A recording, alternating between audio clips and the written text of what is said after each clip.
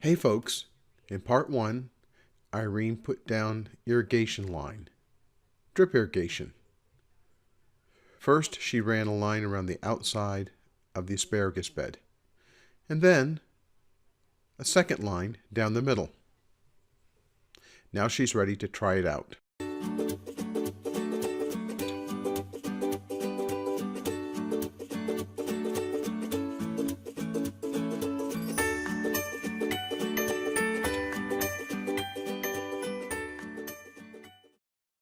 So let me go try it. Once in a while we'll have a valve that will stick. And it takes a little while because it has to, there it goes, whoops. Screwed that up. I didn't double check my caps. Well, that's a perfect example of not double checking. It's only because there's water in here.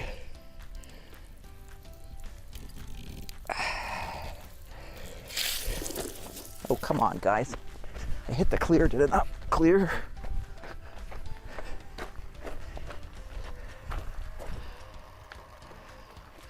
I guess it just pressurized more than usual. Usually it drains back right away. Not this time, though. Okay. Now, what I forgot to do was check to see where my caps are. There's the little O-ring that I talked about. You have to make sure you don't lose it out of here.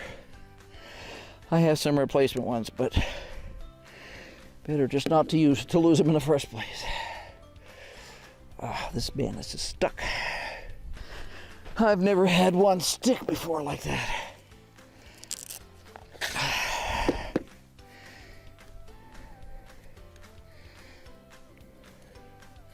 I'm sure what happened was the minerals clogged up in there. Flexes.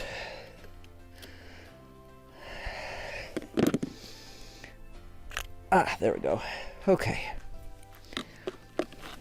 Now, the reason that leaked all over the place is I don't have enough caps in here. Yeah, I'll bring you guys over so you can see this was an excellent example of how not to do it. I haven't done that in a long time. I'm just in too much of a hurry today, that's what the problem is. Okay, when you look in there, you see that there are 6 little purple guys showing. Those are the controllers for the individual lines. Last year, because I was using older irrigation line, I had more lines open. You can also see I'm going to actually wipe these off because they have a combination of sand and minerals on them. Okay, now the solution to this is I'm going to put more caps on it, and that will fix the problem. Okay, and this is why you keep your box closed when you're not using it. That way, if water sprays all over the place, you don't wind up with a box full of water. Okay, so there's one in here, which I actually need to open. This one needs a cap. I can hear Jack sniffing over here. There must be something wonderful over there. I'll have to go check. It could be just a lizard. Lizards get very exciting at this time of year, at least for the dog and cat. They get exciting for us too, actually, because they can startle you. And some of our lizards here can be 9 or 10 inches long, counting their tails, which rather makes you think that you've come upon a snake at first, because you see that long motion. There we go. Now I have the correct number of caps in there. See, we're only supposed to have 2 spaces open. So now that we've had our excitement for the day between chasing a cat and shooting water all over the place.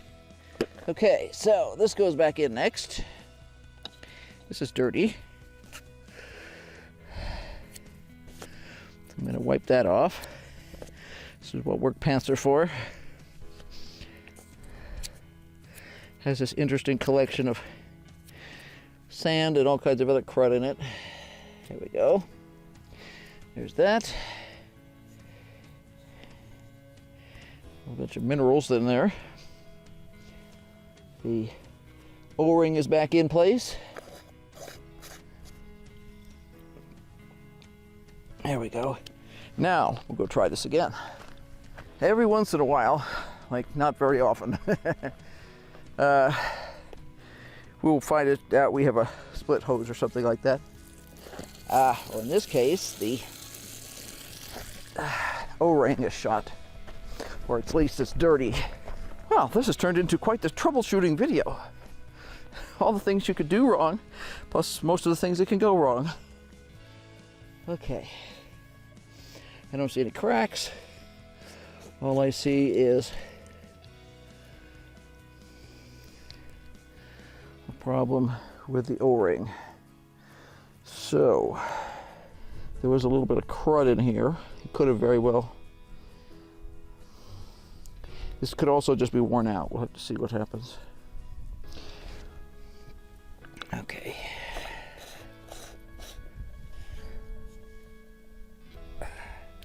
Now it's nice and snug. Let's see if it spurts water again. Magic! We're functional. Okay. I see water coming out of there. And you can actually see the little marks that the water leaves on the ground. Even if I don't get out, sometimes I don't get out when the irrigation is actually running. That allows me to see where the water has come out, so that I can be sure that it's going in the areas that I want it to go, because there's no purpose in irrigating someplace you don't want to irrigate. Now in this case, I think I'm actually going to move this over just a little.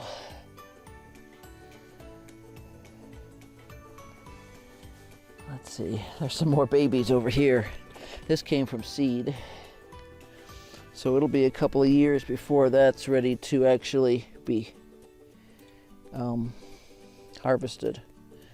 One of the things you have to be careful of with asparagus is that you give them enough time to rest and to build up their strength, kind of. It's the same as bulbs. They tell you don't ever cut the leaves off bulbs. Let them actually die, because after the bulb has bloomed, it needs that energy being pumped into it again. Irene has added irrigation to the asparagus bed, and she's repaired a few problems along the way. Good luck with your asparagus bed.